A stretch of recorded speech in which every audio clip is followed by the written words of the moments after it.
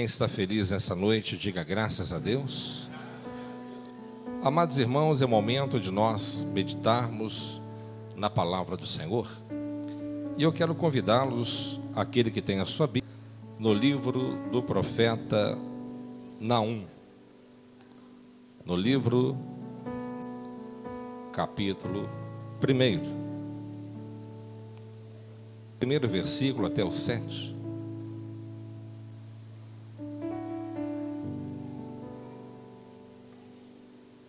A ira e a misericórdia de Deus. Sentença contra Nínive. Livro da visão de Naum, o Elcosita. O Senhor é Deus, zeloso e vingador. O Senhor é vingador e cheio de ira. O Senhor toma vingança contra os seus adversários e reserva indignação para os seus inimigos. O Senhor é tardio em irar-se, mas grande em poder e jamais inocenta o culpado. O Senhor tem o seu caminho na tormenta e na tempestade, e as nuvens são o pó dos seus céus, dos seus pés. Ele repreende o mar e o faz secar, e mingua todos os rios. Desfalecem Baçã e o Carmelo, e a flor do Líbano se murcha. Os montes tremem perante ele, e os outeiros se derretem, e a terra se levanta diante dele. Sim, o mundo e todos os que nele habitam. Quem pode suportar a sua indignação? E quem subsistirá diante do furor da sua ira? A sua cólera se derramará como fogo, e as rochas são por ele demolidas. O Senhor é bom e fortaleza no dia da angústia, e conhece os que nele se refugiam. Amém? Vamos ler o versículo 7, todos juntos? O Senhor é bom, é fortaleza no dia de angústia, e conhece os que nele se refugiam. Amém? Se você puder, cumprimente quem estiver do seu lado. Diga para ele, diga para ela: Deus tem uma palavra para... Após o cumprimento, os irmãos podem tomar.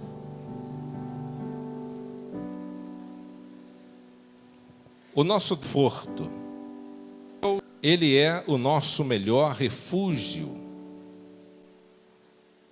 A palavra, o nome, o próprio nome de Naum significa conforto. Lembra do significado do nome Neemias, que significa Jeová conforta? O nosso Deus, ele sempre estará ao lado daqueles que temem a sua palavra, que ouvem a sua palavra, a sua voz. Ao longo de toda a história, nós aprendemos que o nosso Deus é um Deus longânimo, é um Deus que é tardio em irar-se. Por ele ser tardio em irar-se, não significa que isso é uma fraqueza do caráter de Deus, mas é a sua bondade, é a sua misericórdia. Nós encontramos isso ao longo da história, o próprio Deus ensinando o seu povo a confiar plenamente nele. O povo hebreu, multiplicando poderosamente na terra do Egito, faraós que não conheciam José, escravizaram o povo do Senhor. Sofreram por 430 anos. E o Senhor ouviu o seu clamor. Deus ouviu o clamor do seu povo, levantando Moisés para poder libertar o seu povo da mão dos egípcios. Deus, ele disse para Moisés que ele seria aquele que estaria à frente para conduzir o seu povo. E as suas maravilhas seriam claras, explícitas, aos olhos de toda a humanidade, principalmente os egípcios. Maravilhas ou pragas? Mas a Bíblia fala que as pragas que foram lançadas no Egito foram as maravilhas de Deus. A última, como nós já sabemos, a praga dos primogênitos, nós encontramos nas Escrituras ordenanças da parte do Senhor vosso Deus para Moisés. E Moisés recebeu a ordem divina para falar aos ouvidos daquelas centenas e milhares de pessoas que ali estavam confiando nos braços fortes do onipotente Deus. E disse Moisés ao povo, pela boca de Deus ele disse: lembrai-vos deste mesmo dia em que saíste do Egito, da casa da servidão, pois com mão forte o Senhor vos tirou de lá. Portanto, não comereis pão levedado. Então quem tirou o povo do Egito foi o Senhor, com a sua mão forte, com o seu braço poderoso, com a sua glória, com o seu poder. E a casa que tinha a marca do sangue, o espírito da morte não poderia entrar. E mesmo que naquela casa, tendo ali um primogênito, mesmo assim a morte não poderia tragar aquela alma, porque ela estava debaixo do sangue do Cordeiro Imaculado. E de acordo com a ordem divina, eles tinham poder, eles tinham a oportunidade de estar guardados sobre aquela grande pestilência que estava tomando conta de toda a terra do Egito. Ali aconteceu a primeira Páscoa. Páscoa significa salvação. Salvação é aquilo que o Senhor nos proporcionou. Jesus Cristo morreu, mas Ele ressuscitou. Está vivo, à direita do Pai.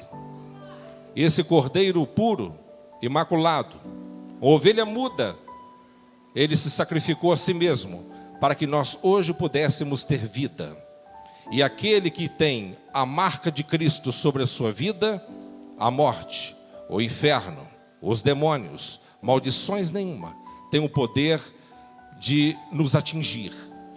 Por isso, meus amados irmãos, eu trouxe esse pequeno pensamento para que nós possamos saber que o nosso Deus, Ele tem nos guardado.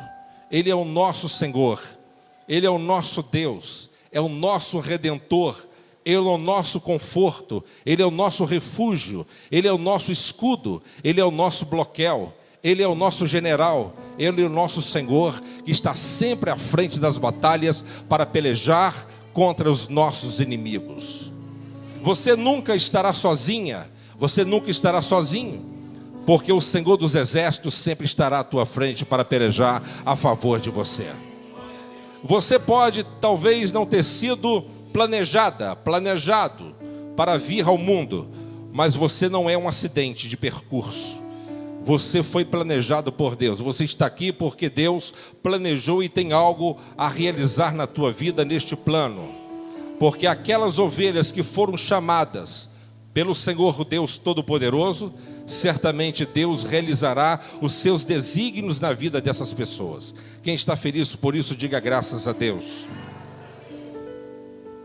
Assim como nos escolheu nele antes da fundação do mundo, para sermos santos e irrepreensíveis perante Ele, em amor, nos predestinou para Ele, para a adoção de filhos, por meio de Jesus Cristo, segundo o beneplácito da sua vontade. Amém? Louvado seja o nome do Senhor. Ele está aqui nessa noite, Ele quer operar na tua vida, Ele quer operar na nossa vida. E talvez alguém pergunte: aonde que está o texto que o senhor leu aqui inicialmente? Porque ainda não estou compreendendo. Meus amados irmãos, eu quero que os irmãos inicialmente saibam que a misericórdia de Deus é muito maior do que as maldições que podem sobrevir sobre a sua vida. Se a maldição, ela pode atingir a terceira e a quarta geração daqueles que aborrecem a Deus, a bênção de Deus, ela vai até 1000 gerações. Deus não tem prazer na morte do ímpio, mas o prazer de Deus é que eles se arrependam, que volte o seu coração para o Senhor, e Deus, Ele perdoará os seus pecados. A salvação, meus amados irmãos, é algo que o Senhor nos deu, então nós precisamos de valorizar e saber que Deus é o nosso melhor refúgio. E repetindo o texto, o versículo 7 do capítulo 1 do livro de Naum: o Senhor é bom, vírgula, é a fortaleza no dia de angústia. Fortaleza, Ele é a nossa força no dia da angústia. E conhece os que nele refugiam. Você sabia que Deus, Ele conhece aqueles que refugiam nele? Cadê o povo que refugiam nele? Cadê o povo que confiam nele verdadeiramente? Cadê o povo que se chama pelo nome do Senhor e realmente na hora da luta, da prova, procura Ele na primeira instância? Você crer de todo o seu coração? Então aprenda isso. Nunca confiar no braço forte do homem, porque ele é fraco. Nunca confiar nos seus próprios recursos. Nunca confiar em coisa nenhuma exceto o Senhor. Ele é o nosso maior e melhor refúgio. O país, potência mundial, os Estados Unidos da América, em 11 de setembro de 2001, eles sofreram um grande ataque terrorista e cada um de nós já sabemos. Todas as redes de comunicações do mundo voltaram para aquela grande desgraça. Centenas de pessoas morreram. Algo que abalou a estrutura. Homens suicidas com facas, estiletes. Atingiram parte do Pentágono. Destruíram uma torre econômica que representava a economia do país. Ali a estabilidade estava longe.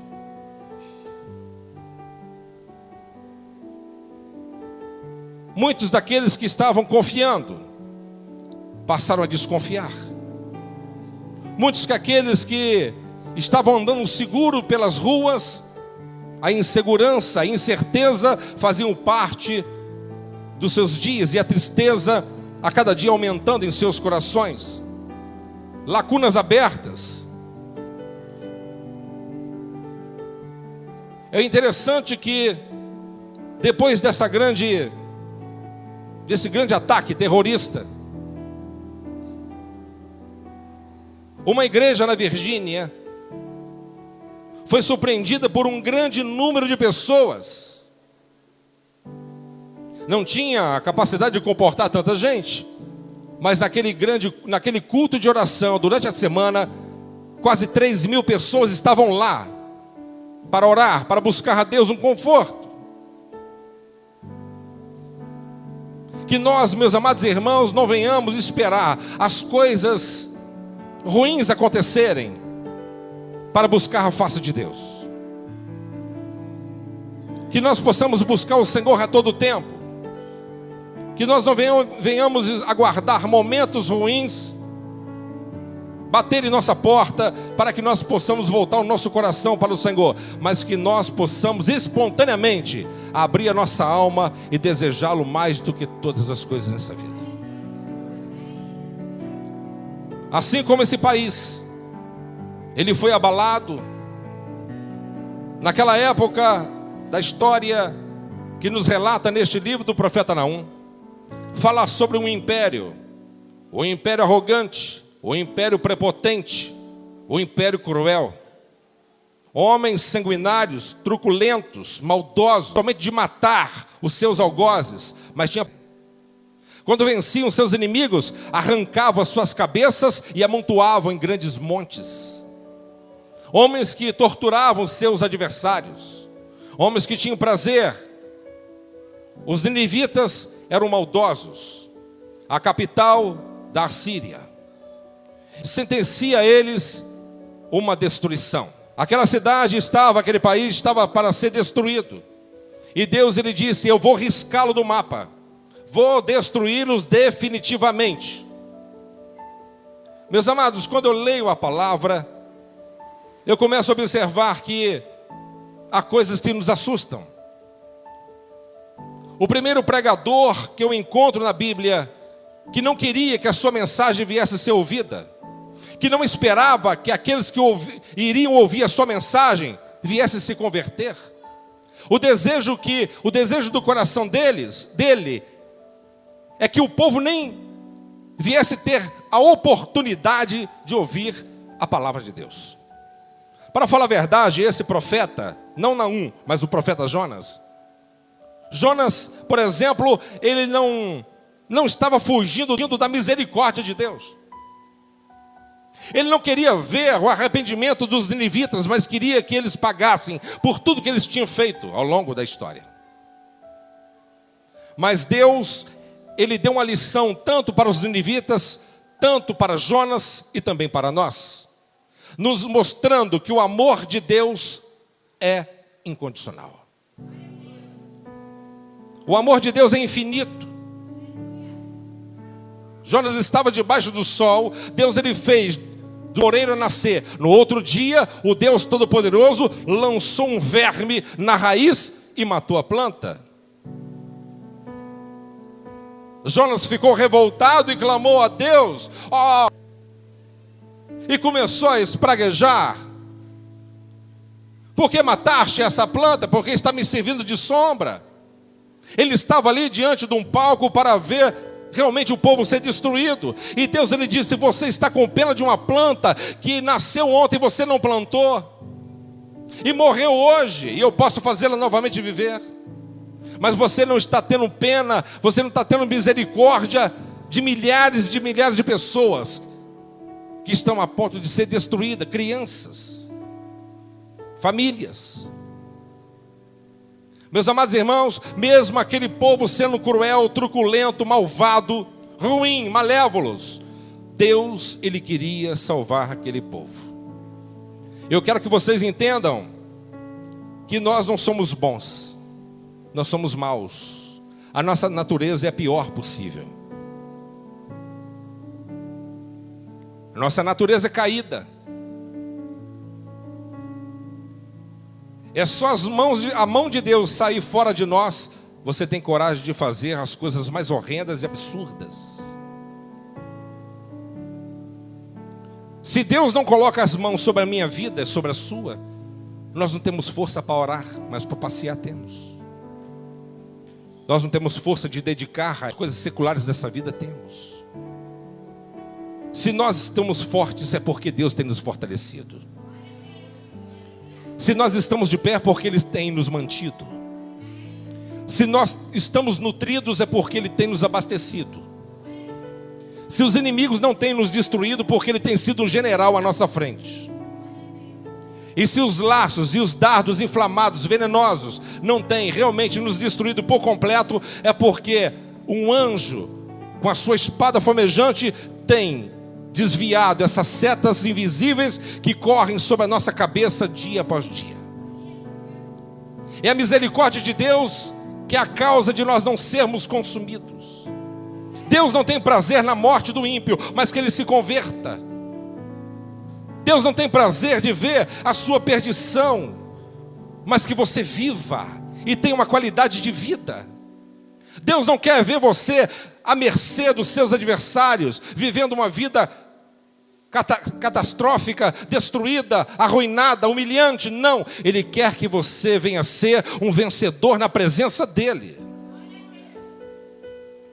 E eu quero que vocês entendam que esta cidade, ela estava na lista de ser destruída, porque este povo, apesar de terem tido a oportunidade e a chance de se converterem, através de uma mensagem só, curtíssima, de Jonas, mas eles permaneceram. Ao longo da história nos mostra que eles voltaram a praticar e cometer todo tipo de atrocidade, a ponto de Nínive ser redescoberta somente há 150 anos atrás. Meus amados irmãos, você tem certeza que Deus é bom? Você tem essa consciência? O Senhor, Ele é bom. O Senhor, Ele é bom. Ele sempre nos adverte. Ninguém que vai perdido vai porque é inocente ou porque lhe faltou misericórdia da parte de Deus. Não. Todos aqueles que estão hoje no inferno foi porque optaram. Deus já sabia pela sua presciência. Deus nos chamou com seus laços de amor e nos trouxe para a sua presença. Porque nós, de livre e espontânea vontade, nós não éramos capazes de irmos sozinhos a Cristo. Ninguém pode bater no peito e falar assim: eu posso ir a Cristo sozinho. Não pode. Ninguém pode ir se não for convidado.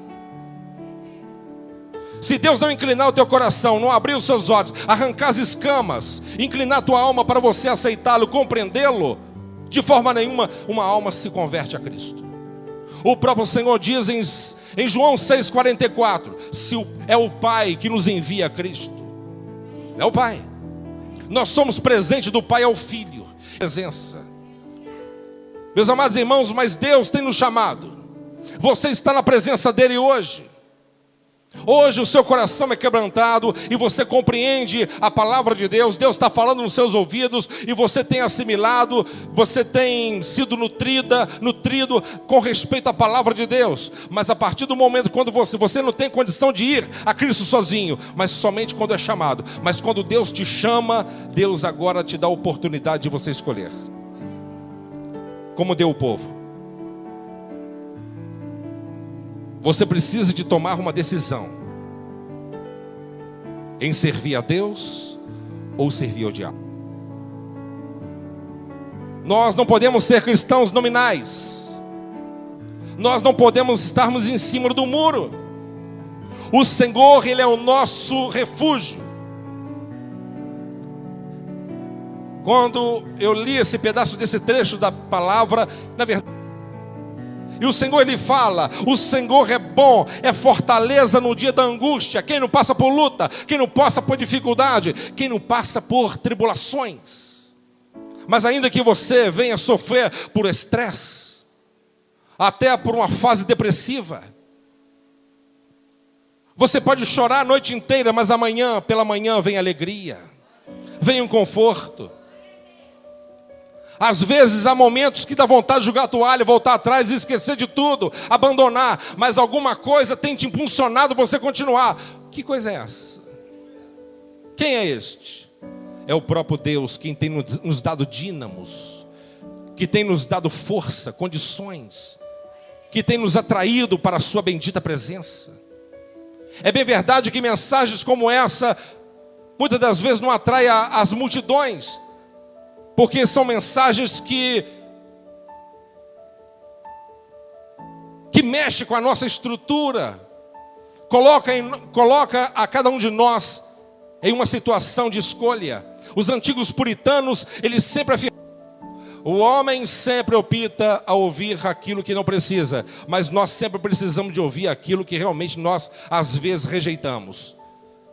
E quando nós rejeitamos determinados assuntos com respeito à palavra, geralmente é aquilo que realmente nós precisamos de absorver e colocar em prática na nossa vida. Portanto, meus amados irmãos, nós precisamos de entender que a misericórdia de Deus é grande, mas nós encontramos aqui nesse texto que há limites também. Quem me compreende?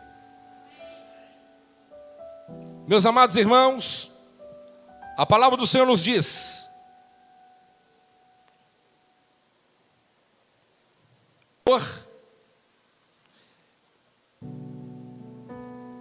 Ele nos abastece,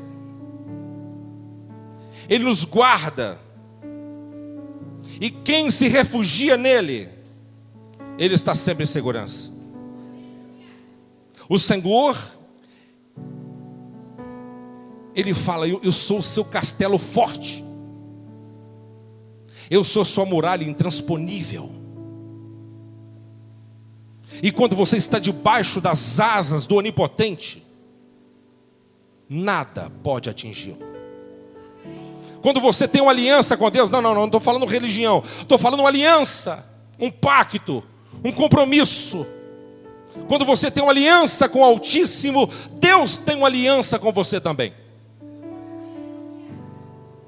Meus amados irmãos, observamos que a palavra nos orienta que quando nós estamos refugiados em suas mãos, os nossos inimigos não podem nos abater.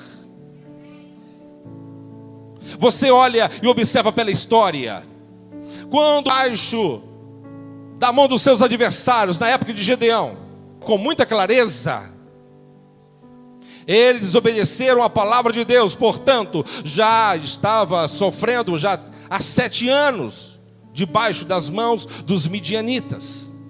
Quando você transgride a palavra de Deus, você se torna escravo do diabo. O diabo, ele encontra um flanco, ele encontra uma oportunidade, ele encontra uma liberdade, ele encontra uma forma de poder escravizar você debaixo do seu tacão.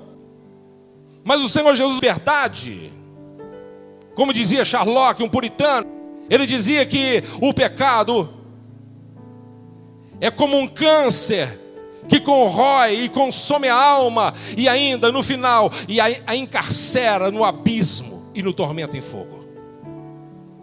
Você possa vencer as lutas externas e internas, nós precisamos estarmos debaixo da sua. Precisamos de deixar de ser somente ouvintes, mas praticantes da verdade. Quem me compreende? Falamos de amor, poucos colocam em prática esse mandamento. Vê uma pessoa em dificuldade, faz de conta que não está entendendo. Tem um irmão dentro da igreja, passa e faz de conta que não vê. Não, eu nem cumprimento. Como que você vai para o céu dessa forma? Como que você diz que ama a Deus, que você nunca viu, olhando para o seu próximo e diz que ama a Deus e você não o cumprimenta, não gosta dele? Não, eu sou decisão de mudar esse jeito, ser de novo. Fechado a si mesmo, eu sou desse jeito. Não, nós precisamos, meus amados irmãos, de adotar a presença do Altíssimo, a Cristo sem esculpa. As pessoas têm que olhar para você e ver Cristo resplandecendo na tua vida, nas suas palavras, nos seus negócios, na sua família, nos seus ciclos de amigos. Nós não podemos, meus amados, falar que cremos em Deus e vivemos uma vida totalmente distante. Deus, Ele quer amar dEle. Ele não quer ver você se perder, Ele não quer ver o seu sofrimento, Ele não fez você para viver no inferno, não. O inferno é uma pessoa, para falar a verdade, uma pessoa e a sua gangue. Para Lúcifer e para os rebeldes que o acompanharam. E Deus, Ele fez um outro espaço. E esse espaço ainda será um dia, que é o lago de fogo e enxofre. Havia um enxofre? Se pegar um pouco de... ele não apaga até que venha realmente ser totalmente consumido.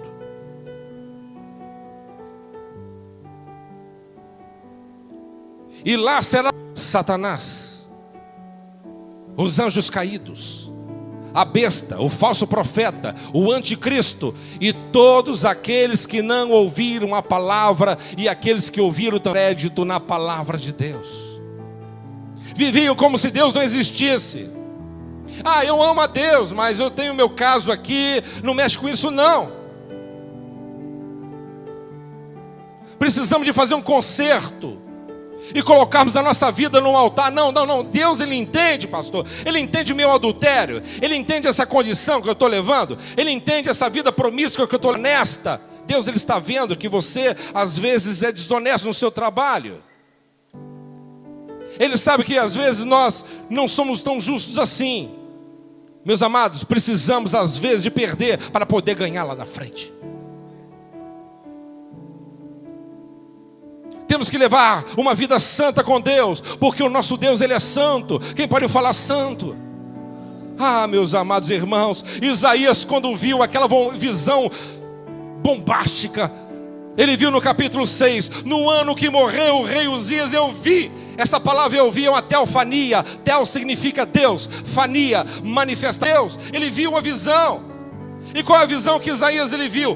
Deus assentado no seu alto e sublime trono, e as orlas das suas vestimentas cobria todo o santuário, e à destra os serafins, e eles cantavam: Santo, Santo, Santo, Santo, Santo, Santo, Santo, Santo é o Senhor, aleluia, a terra está cheia da sua glória, aleluia.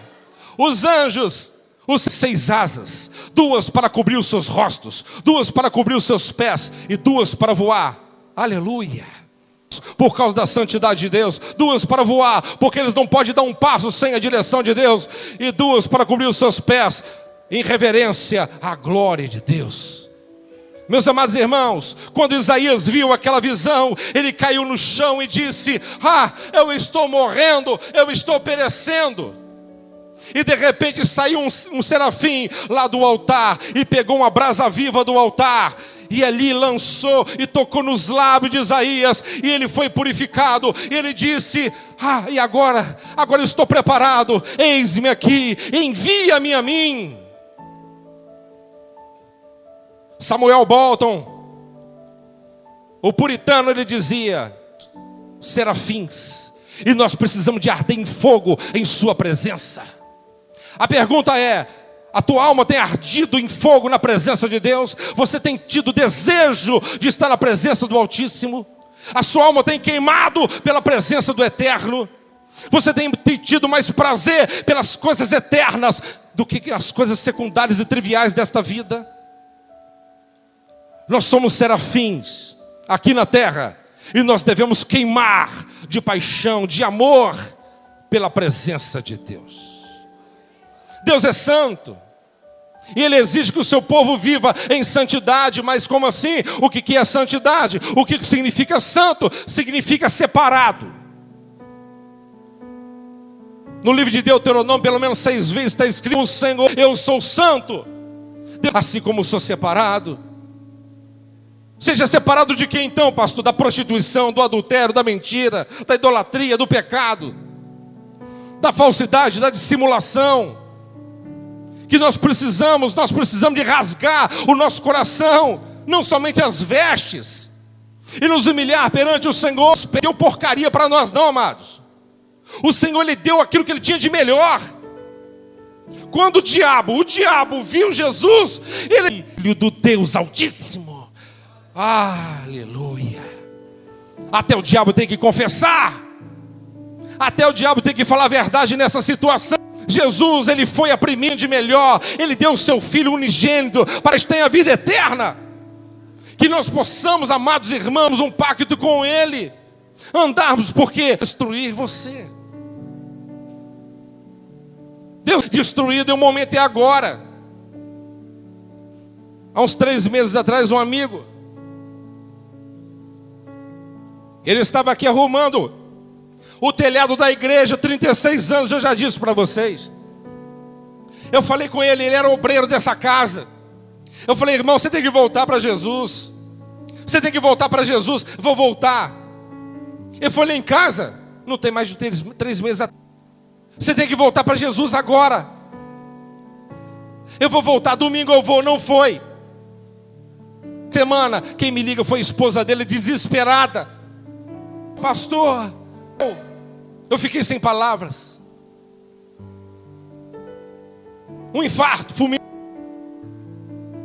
Meus amados, eu não estou aqui assustando vocês, mas a novidade da vida é esta: não é que você possa apresentar para...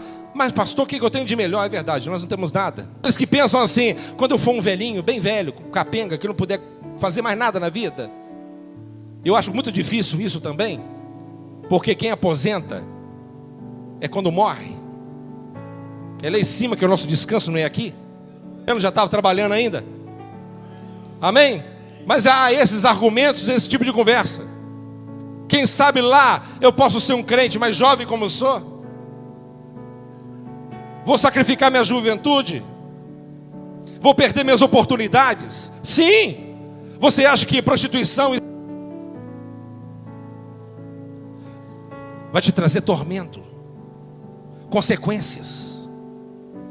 Tudo que você fizer na vida, com relação a qualquer coisa, há consequências. Mas as consequências tu vai pagar. Ele cobiçou uma mulher que não era dele, mas queria um que não era dele. Ele não foi na batalha, viu uma mulher tomando um banho, esposa de Urias, um dos 30 maiores valentes do exército, cobiçou a mulher do homem e mandou trazê-la e perguntou aos seus oficiais: quem é ela? Isso aí é a mulher de Urias. Ele sabia que não poderia colocar a mão, mas colocou. Essas inevitáveis. A criança morreu. Deus advertiu através de Natã. Ele se arrependeu. Salmo 51:11. Senhor, não me lance fora da tua presença e nem retire de mim o teu... Deus perdoou. Fala comigo, perdoou. Mas Deus falou assim: mas você vai pagar do preço. Consequência, Senhor? Consequência. O filho Absalão vai pegar tuas esposas, vai colocar na praça pública e vai adulterar com ela aos olhos de todo mundo. Acabou, Senhor? Vai ser muito duro, mas acabou? Não, a espada nunca mais sairá da tua casa. Consequências. A obediência sempre vale a pena. Os maiores problemas que nós transferimos para Deus são problemas que nós mesmos causamos através das nossas más decisões. Falta de direção, falta de nós ouvirmos mais a voz do Senhor, aguardarmos mais a sua direção. Quem me compreende? Naum disse: o Senhor é bom, ponto. Aqui está vírgula, mas eu falo ponto. E daqui a pouco eu vou continuar um ponto e vírgula. O Senhor é bom. O Senhor é boníssimo. E ele disse: é fortaleza no dia da angústia. Você já pensou em desesperar, tirar a sua própria vida? Largar o teu casamento e chutar o balde para lá? Desistir de ir na igreja, não quero saber mais de nada? Você já viu aqueles dias que dá vontade de você ficar na cama e não sair mais? Não quer ver a cara de ninguém? Deixa no meu quarto aqui, não quero ver a cara de ninguém. Uma angústia na alma profunda. Você sabe o que é estar em depressão? Não julgue ninguém que vive em situações como essa, porque a depressão é a dor mais forte, mais intensa que o ser humano pode enfrentar em vida. É uma dor na alma muito forte. A pessoa que está vivendo um nível intenso de depressão, ele quer tirar sua própria vida, não porque ele quer matar a vida, mas ele quer matar aquilo que está sufocando ele. Ele quer matar a dor. E Deus está falando: eu sou o seu psicólogo, eu sou o seu psiquiatra, eu sou o seu médico, eu sou o seu refúgio, eu sou sua fortaleza, eu sou o seu recurso. E se você confia nele, Deus vai te dar condições de você vencer as intempéries. Deus vai te dar condição de você romper e pular muralhas. Nada poderá impedir o teu crescimento na presença do Deus que tudo pode. Quem me entende disso, diga glória a Deus. Deus protege o seu povo. Não diz em Romanos, Paulo disse em Romanos 8:31, se Deus é por nós, se Deus é por nós, você entende isso? Você entende isso? Se Deus é por nós, você está mudo? Se Deus é por nós, então por que você desespera? Por que você desespera? Você não disse que Deus é a sua fortaleza? Se Deus é por nós, quem? Quem? nem Lúcifer, nem o inferno todo, nem homem nenhum, nem macumba, muito menos isso, nem homens, nada, nenhum principado, nada pode atingir um filho da promessa. Nada, nada. Pode procurar os maiores macumbeiros do mundo e falar assim: derruba esse santo aqui. Duvido. Eu dou um pedaço do meu cabelo, dou minha roupa, dou o que você quiser. Duvido. Porque o meu Deus, Ele é grande. O poder não está em mim, mas está naquele que está regendo a minha vida. Quando eu estou na presença do Senhor, eu salto muralhas. Milagres acontecem. O impossível resplandece. Se Deus é por nós, quem será? Quem será contra nós? Ninguém. Não é aquela carta que chegou de uma forma súbita. Ela tem o poder de tirar o seu sono. Não é aquela dívida. Não é perseguição. Não é dificuldade, não é enfermidade. Não é a morte. Paulo, ele foi apedrejado e dado como morto em Listra. Todo quebrado, olho esbugalhado, todo quebrado. Os irmãos puxaram ele para fora da cidade, mas eles viram que havia ainda vida naquele corpo. Depois que ele estava restaurado, ele disse em alto e bom som: essa leve e momentânea tribulação. Irmão, tem um monte de crente que está precisando de ser forjado, irmão. Como soldado, né, comandante? Soldado, tapa na cara. Precisamos de virar homens. Soldados do BOP celestial. Será que existe isso? Quem está me entendendo? Qualquer coisa, eu vou embora da igreja. A irmã não me cumprimentou. Pastor trocou. Vai virar crente. Vai converter. Tem que virar homem. Nem um soco na cara tu levando. Ah, se me der um soco, eu revido. Tem que nascer de novo, meu chapa. Quem está me entendendo? Na época do mundo lá, era o Kung Fu que prevalecia. Mas agora é o poder de Deus. Quem está me entendendo? É o poder de Deus, irmão. Em mim mesmo não há força não, mas o Deus da força me dá força. Quem me entende? Nem tapa na cara. Paulo arrebentado, todo esbagaçado. Essa leve e momentânea tribulação produz um gozo eterno de glória. Oh, meu Deus do céu. Os crentes olharam: esse homem é doido mesmo. Esse homem é doido por Jesus, meu. Doido. Doido da Silva. Se tem isso, não sei. Mas doido por Jesus. Você tem que ser doido por Jesus. Amém? Não tem nada precioso, mais precioso do que isso. Isso não, é o Senhor. A coisa mais valiosa que nós temos. Você pode perder o emprego, você pode perder o que for, mas você não pode perder Jesus. Você não pode perder o seu passaporte para entrar no reino. Não pode. Quando o diabo chegar perto de você, te apresentar um prato azedo, estragado, toma aí. Fala assim: coma você, imundo, cachorro, coma você, porque eu tenho comido do pão que desce do céu. Eu tenho alimentado a palavra que vem da boca de Deus. Jesus disse: não só de pão viverá o homem, mas de toda a palavra que procede da boca de Deus. Ser homem nem é aquele que pega um monte de mulher não, isso é covarde. Homem de verdade tem que ter uma mulher só. Ser fiel. Ser fiel. Mulherengo não entra no céu não. Namorador.